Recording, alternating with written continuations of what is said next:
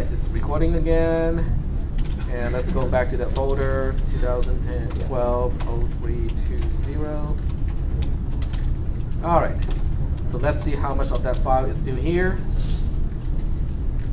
Hey, for the most part. Actually, everything, so that's good. All right.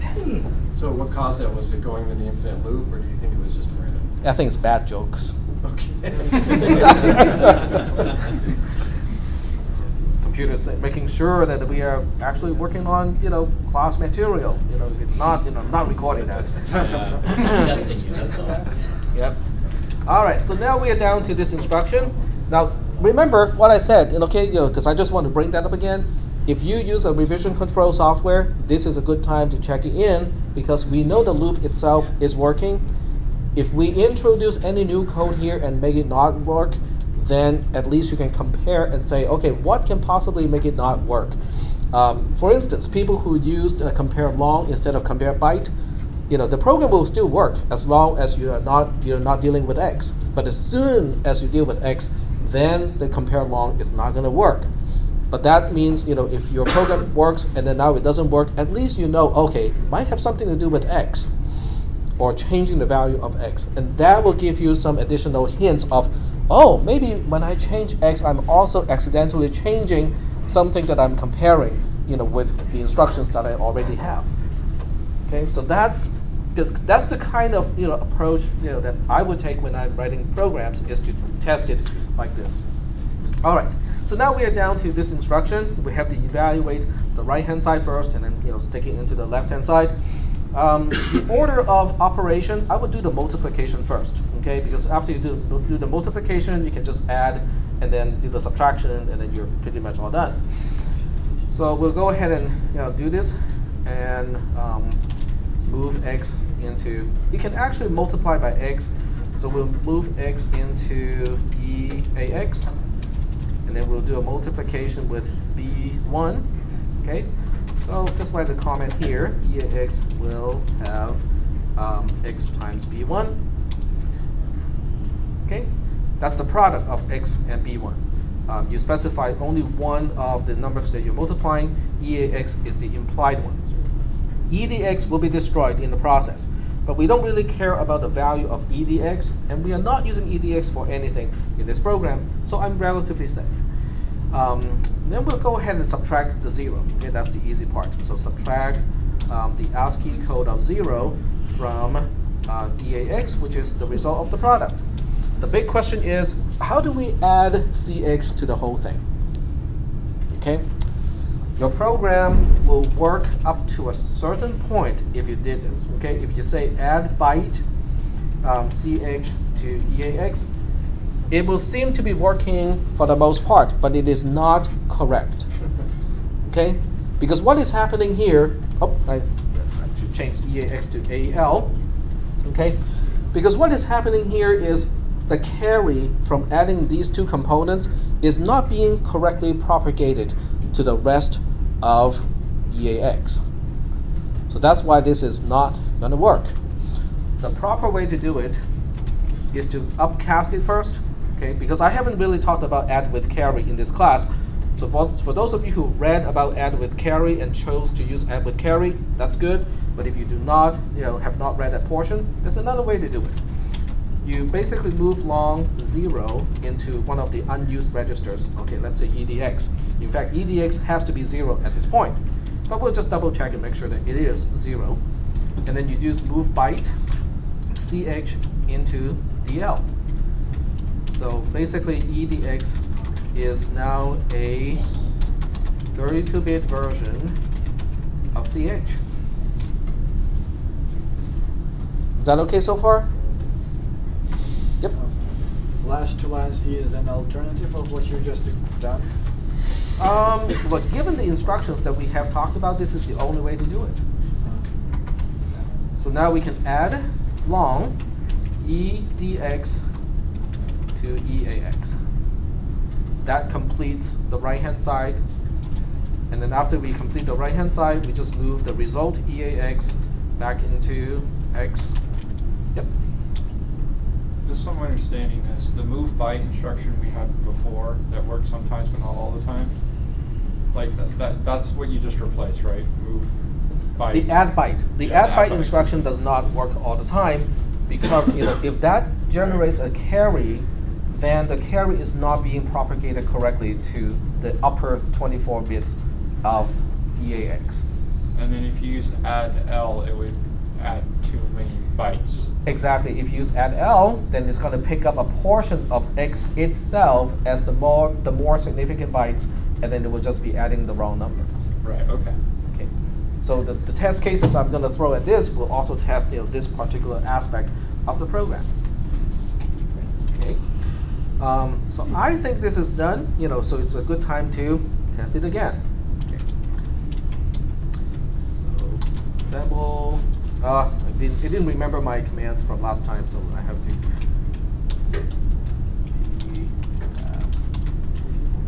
Parse the O, parse the S, LD, parse.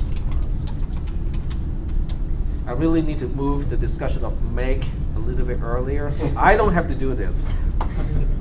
You guys can do this if you want to, but I don't want to do it. All right, so I'm just going to look through the program, and it depends on whether I feel that I'm confident with this program. If I'm confident with the program, I will put a breakpoint at the label while one end. But if I'm not confident with this program, I probably want to do it at line 40, okay? Just to go through that whole sequence of code and make sure that each step is correct. Okay, so let's do it that way.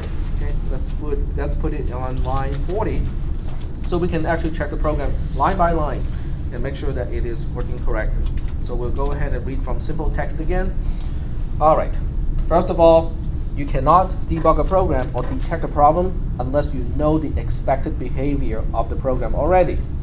We're reading in a number which is 1, 2 as a base 5 number because the base 5 is our B1, base 1. So 1, 2 as a base 5 number is what in base 10? It'll be 5, 1 times 5 plus 2, right? It should be 7 in base 10. Okay? So we'll go ahead and test the program knowing that X should end up as 7 as a value. Okay, so we're running the program. We're now at line 40. We want to take a look at EAX first. EAX is 1. We're just going to change it, right? We're using it for our own purposes. But we do want to see what is in X. Now, as much as we want to do a print X because it's easy, we really should be doing something like this. Okay, print examine memory location as a word, and we can display either as an unsigned or we can display as hexadecimal. Either way is fine. In this case, we're displaying from location X, and it's all 0, which is correct because we initialize X to be 0 to begin with. Okay. So we single step, and anything multiplied by 0 is going to be 0. So after the mul instruction, I expect EAX to be 0. I expect EDX to be 0 as well, because the product is stored in registers EAX and EDX, not just EAX. Okay, so far everything is good. Now I have a subtraction instruction. All right, fine. Single step through the subtraction instruction, and EAX is going to be all messed up because it was 0 to begin with, and now it's negative 48. 48 in decimal is 30 in hexadecimal, which is the ASCII code of 0. So it's still doing it correctly. Okay, it's just the order of operation makes it negative before we turn it back into positive. And then we single step, we 0 EDX. Okay, EDX is now 0. We move the least significant byte or move a single byte into DL. Look at EDX again. It's 49, which is correct, because it is supposed to be 31, which is the ASCII code of the digit 1. And then we add it to EAX. We look at EAX again. It is 1. Well, we just read the digit 1, and it has a value of 1. That's correct. That's what it's supposed to do. Then we single step. We go back to the beginning of the loop. I will just continue through the read operation because we know that part is working. So now we are back into the body of the loop, and we are going to go through the multiplication again. But this time it's going to do something actually more useful because we already know that X has a value of 1. So 1 times the base is going to be the value of the base itself. Okay. So we want to look at EAX. It has a value of 5, which is correct. 1 times 5 is 5. And then we look at EDX. IR EDX. It is 32, okay, which is correct because we just read the digit 2. So we single step and look at EAX again. It is 7. Okay, so the next question is, am I going to exit correctly while X still has a value of 7? Or am I going to read some additional characters and mess up the calculation? So we're going to look at, put a breakpoint at line 49, continue execution, and we are now at the exit label. We want to take a look at X one more time. So we want to look at the location at X. It still has a value of 7. So the program is working up to this point correctly. Okay, it's reading in the number correctly. Now this is a very simple number, but you can probably guess that it will work with more complicated numbers as well. So if I were not sure, I would just feed it a few more test cases and make sure it works in every single case. But it gives me confidence that the program is working at least up to this point. Any questions at this point? Yep. Will you post this online when you're done so we could do with the RLs code? Sure. Yep. Just remind me to upload it. All right. So now we're back to parse. We can continue to translate the other portions of the program. Okay. Power gets B2, so we have to move B2 into a 32-bit register first, and then move the register into power because we can only have up to 1 memory operand, and both B2 and power are memory operands. And now we have a second loop, so I'll do the same thing here. I'll say while to begin, and put a while to end here, and then inside the loop I have an unconditional branch back to while to begin. Then I'll go back and specify the condition itself. In this case, the condition is only a division, and then comparing the quotient of the division to B2. So we'll go ahead and do it. In this case, we have to move L $0 into EDX. In other words, the most significant 32 bits of the dividend needs to be 0. Are we doing okay so far? Because the dividend is always 64-bit. It is up to you to remember to initialize the upper 32 bits to be 0 because our number is only a 32-bit number. So the next thing we want to do is to move that constant, which is 0x FFFF, and in this case UL is not really useful because the assembler is signed blind. So it doesn't really matter whether it's a signed or unsigned number. And put that into EAX, which is the least significant 32 bits of the dividend. And then we use DIVL power to divide it by the 32-bit number at the location power. The quotient is stored in EAX already, so I'm ready for the comparison right away. So I can actually do a comparison. And because in the original code, I'm comparing EAX to B2, that means when I specify the compare instruction, I flip the order. It depends on how you want to read the program, but if I flip the order, it makes reading the program easier. I want to specify when I get out of the loop, so I would flip the comparison operator here. Instead of checking for greater than or equal to, I'll be checking for less than. Okay, so I have two choices here. I have JL and JB. Okay, but since the number is supposed to be unsigned, if you look at the definition of power and also B2, they're both uint32s, which means they are unsigned integers. If you look at the constant itself, UL also says, emphasize that they are unsigned numbers. So that means you have to use JB. Okay.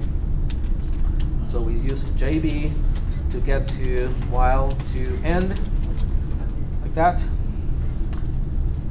I can't really test this code the way it is, because if I'm not changing the value of power, there's no way I can actually get out of the loop. So in this case, I do have to implement this particular statement before I can test it again. this is not too difficult. Put one of them into EAX, and then use the bold instruction to involve the other one. And then when we're all done, move EAX back to power, and we should be done. Are we doing okay so far with this loop? Okay. So I'm gonna test the program again. Assemble, link, and then go into GDB again. And this time I put a breakpoint. Well, it depends on how brave you want to feel, how brave you're feeling. If you're feeling brave and say that, well, I think my code is going to work, you can put a breakpoint at while to end and see whether it does work correctly or not. If you're not very confident about the code, you can put a breakpoint inside the loop or at while to begin, so you can test your code line by line and make sure that it is doing it correctly. But it's going to take a few iterations. What this loop is doing, if you put this into a real C program and actually see the values of power changing, you know what it is doing. It's trying to find the largest power of B2 that can still be represented as a 32-bit number. That's what it's doing. Okay. So how do you know what that number is? You just have to remember from the math classes, log and exponent. Okay. So we'll go ahead and try to do some calculations here. Nobody told me that in programming we have to deal with math.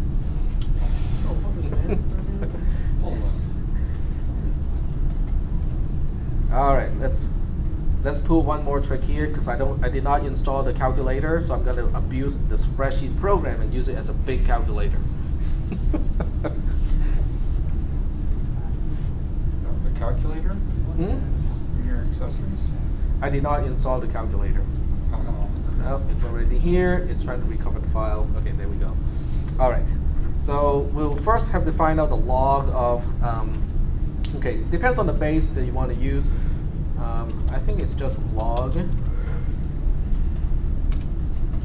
Oh, it lets me specify the base. Great. That makes things easy to do. Because in that case, I can just specify the largest unsigned number, which is using power. We are talking about 2 to the power of 32 minus 1. And we want to find the log based on B2. In this case, it's log 7 as a base. So that means 7 to the power of 11 is the largest integer that can still be represented as a 32-bit number. Let's double check. Okay. Power 711 is that number. And how big is this number? It's 1.9 billion or so. What is the approximation of the largest integer you can represent using a 32-bit unsigned integer? 4 billion or so. Okay, makes sense, right? Because if you multiply this number by 7, it's going to be more than 4 billion. So I think this calculation works. Okay, this should be the number that I'm getting back. So now we get back to the code here. Yeah, I'm feeling lucky. Oh, I forgot to specify the input file, so I'm just going to specify that here. And now we are at the end of the program. It's after the second loop, so it's time to take a look at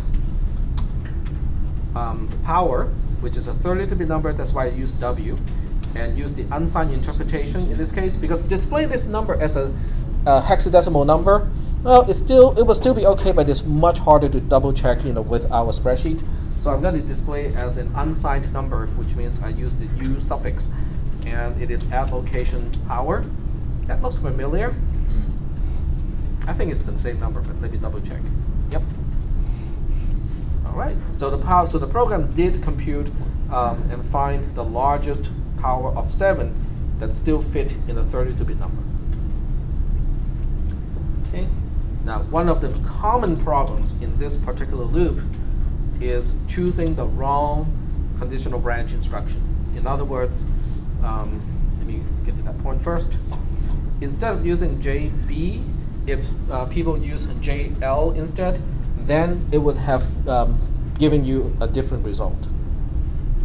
because JL is considering B2 and EAX as signed numbers. But in this case, they should be unsigned numbers. Are we doing okay so far at this point?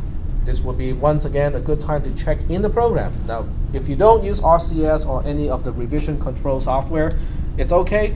Copy the source file to a different name. I would just copy parse to parse and then followed by the date and the time, so that it is unique. So this way you save an older version of your program that still works. Is it possible for us to see real quick what we would get if we had a JL in there? Sorry? Can we put a JL in there and see what we Okay. get? Just skip the next loop. I know because I did it. Just skip the next loop. Is skip the next loop? Yeah, because the numbers can be negative. Yep. At some point it becomes negative. Yeah. Or can be interpreted as negative. But I don't think it's the case in this case, because when you look at 1.9 billion, that's still less than the largest positive integer that you can use. So I think in this case it will still give you the quote-unquote correct result, even though it is actually wrong. Give it a try. I forgot to put a breakpoint. While to end the program again. Look at power, and it still exits. It's only because this number itself still has the sign bit off, and that's why in this case JL did not do anything wrong. Oh, okay. JL did not do anything wrong. It's only because of this. But remember, when I test the program, I can choose any base that I want to. Right. So if I choose a base where the largest power of that base is more than 2 billion, then the JL would have exited the program at the wrong time. I did okay on that one. I was just checking. Well, just more test cases, right? I mean, it's just test cases after test cases after test cases, and for sure we will have the 5 and 7 as a test case, just so that it is fair, because I've used that in the program. It would be unfair if I did not use it as a test case, because most people would have at least made sure the program works with that particular test case. All right.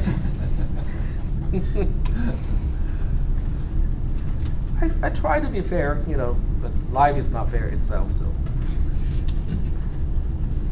all right. So the next one is kind of longer, but it's not really any more complicated. If you can get the program working up to this point, the rest really should not be a big deal.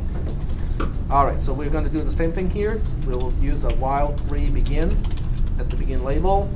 Go to the end of it and say while 3 end as the end label. Remember to put an unconditional branch back to the beginning, like that. Then I can go in and specify the rest of this program. Okay, so we want to see whether power is greater than 0. If it is not greater than 0, we get out of the loop. There are easy ways to there are shortcuts to this, but I'm not going to take any shortcuts. I'm going to do it the way it is supposed to be done. Meaning that I'm going to compare long, because power is a 32-bit number. So you have to use compare long and not just compare. And we'll compare 0 with power.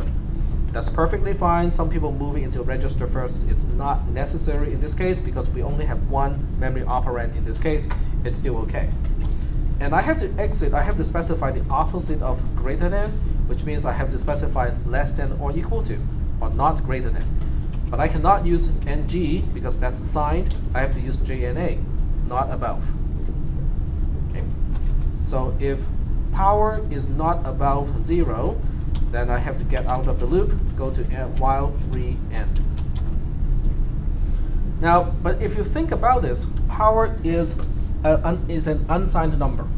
What is the only unsigned value that is less than or equal to 0? 0, so you could use 0 JZ. itself. You could have used JZ and it would work just as well. So in this case, if you use JZ instead of JNA, your program will work correctly 100%. Okay, and I will not take points off, but from my perspective, if the original code specifies greater than, if I flip the condition, I would just specify not greater than, just so that it is a faithful translation of the C code. Okay. Now I can move in and actually deal with the content. Now I can actually test the program and make sure that it can get out of the loop. Because even though I have no content in the loop, I can stop the program and intentionally change power to 0 and see whether it can get out of the loop. So I can actually test this code even without specifying the content in the loop itself. But I'm going to skip that step and just go ahead and do this part here. Okay, so here we have to compute x divided by power using the diff-l instruction. So once again, it is important to initialize edx first because it is used as a part of the dividend. It's always 0 in our case. And then we move x into eax because that's the least significant 32 bits of the dividend. And then we'll go ahead and divide that number by power. And this gives us both the dividend, this gives us both the quotient as well as the remainder. So instead of doing the division again, down here, I'm just going to cheat here and copy it to the right places right away. So I will move L, the remainder, which is in edx, back to x. Okay, and I'll write a little comment here to remind myself this is doing x equals x mod power. As far as the quotient is concerned, I have to store that into ch. But it would not be correct if I did this, right? Because ch is a 8-bit thing. If I use a move long, it will change not only ch, but also the 3 bytes after ch. So this would not be right. But in this case, downcasting is actually very easy because all we have to do is to say, well, we're only interested in the least significant 8 bits, which we also know as AL. Move that into ch instead. That would be done with that step. And then we have to add the ASCII code of 0 to ch. Just add the $0 to ch. Then we are ready for the write operation. The write operation is very close to the read operation, except it is system surface number 4 and not 3. So we put a 4 into EAX. We are writing to file descriptor 1 instead of file descriptor 0, so that goes into EBX. We are still using the address of ch, putting into ECX, and we are writing one single character, specify that in EDX, and ask the operating system to perform the operation. And I'll just comment here and say done already earlier. All right, and don't forget. Oh, I was wondering about that x mod power, but that was below. You just answered my question. I'm like, why did he do? I basically duplicated some code. That's okay. Duplication is fine. It's not incorrect. It's fine. Okay. Okay. Now we just have to do this particular division here. Once again, move a 0 into EDX because EDX is probably non-zero at this point. If you do not initialize EDX, then the dividend will have some huge value, specified because EDX specifies the most significant 32 bits of the dividend. So you got to make sure that you remember to clear EDX and then move the proper thing into EAX, which in this case is power, into EAX, and then do the division instruction, specifying B2 is our divisor. And this time we are only interested in the quotient, so we move EAX back to power, and that finishes the last assignment statement in this loop. All right, are we doing okay so far with the translation? Okay, let's go ahead and try it. Okay, and depends once again on your confidence. Okay, what should this program output at this point? If I specify 1, 2 as the input, as a base 5 number, what should it be printing as a base 7 number as the output?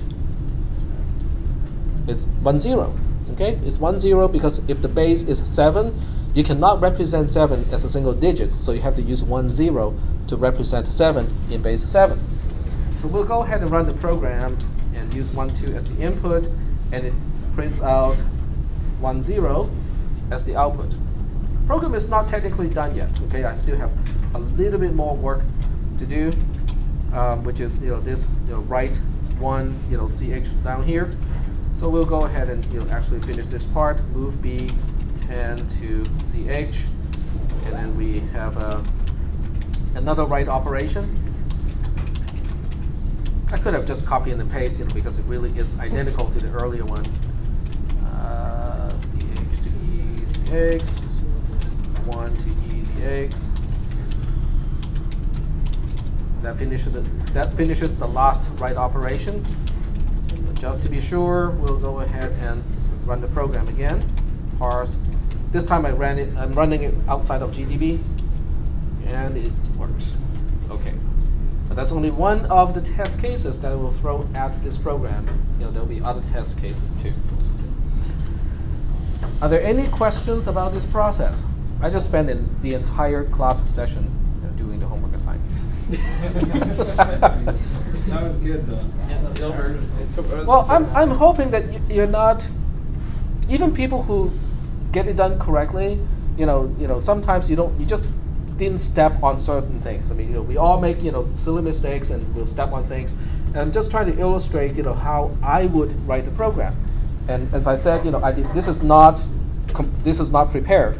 Okay, today is a kind of lucky day because sometimes I get I write bugs into the program, which turns out to be a good illustration of how to debug your program because it is entirely unintentional. And the program doesn't work, and go like, okay, why is it not working? But this time it's just kind of lucky that I wrote the program and it kind of worked the first time. But it's the process. It's the process that is important. Okay, as in all programming classes, it's always how do you approach the problem? How do you write your code? And how do you debug your code? Okay. So does anyone want to kind of comment on what you think is the most difficult part of this program? I think it was that for me it was the read function and equal to 0, checking that, and knowing to check EAX. Right. I forgot. I did CH. So there goes some points there. But otherwise, I followed along what you do with the conditionals, and that really helps out a lot. And everything else seemed okay. So. Yep. Any other issues? Yep. Well, like for me, it was mostly determining where it should be the byte and where it should be long. Yep. But that stuff, is actually that's actually stuff from even before the first exam. And that's why we have all those Easter egg hunt problems, is so that to make sure that you guys know how things are actually represented in memory. So everything connects. Okay. I kind of have to say this. I know some people will not like this statement, but I think this is this program, this particular programming assignment is a vacation compared to what is to come. Now let me tell you why that is the case. Just so that you'll be ready for what is to come. This program can crash, okay? But the only place for it to crash is the divide instruction. You can have a division by 0 and then it just crashes out because it's undefined. But other than that, the program is pretty deterministic. There's no return. In other words, there's no way this program can continue execution at a place where, hey, how did they get here? Okay. For the most part, it uses memory that is pre-allocated statically. Okay, X is pre-allocated, power is pre-allocated, B1, P2, and even CH is pre-allocated. Okay, so we can just use the label to display the content of those particular quote-unquote variables. But from now on, when we put stuff on the stack, that is no longer the case. Okay, what you should be displaying is no longer at a static location. It is relative to where EBP points to. Okay, we'll get to that part. Okay, if you don't know what I'm talking about, we will get to that part. So programs will get harder to debug from now on because we are messing around with the stack. And if you mess up the stack pointer itself, or the return address, or the saved EBP, just about anything on the stack, your program will behave in a strange way, stranger than any bugs that I can possibly make in this particular program. What does that say? It's not saying that the programs are impossible to write. It simply means that when you're writing those programs, stop more often check more often, and make use of revision control software so that if you can get your program up to run up to a certain point, check it in, make a note, and then continue, so that if your program stops working after that point, you know that you can compare to that particular version and then say, okay, what did I do that can possibly break this program that was working okay before? So it's not, so work smarter. That's all I can say. This is the same thing I'm trying to tell my 6th grader who just called me several times during the lecture, but you guys didn't know, is to work smarter, okay? Work hard too, but work smarter too. All right, so the sermon is over. Let's go make some minivans. Are we having an exam next week? Nope, no exams next week. We are still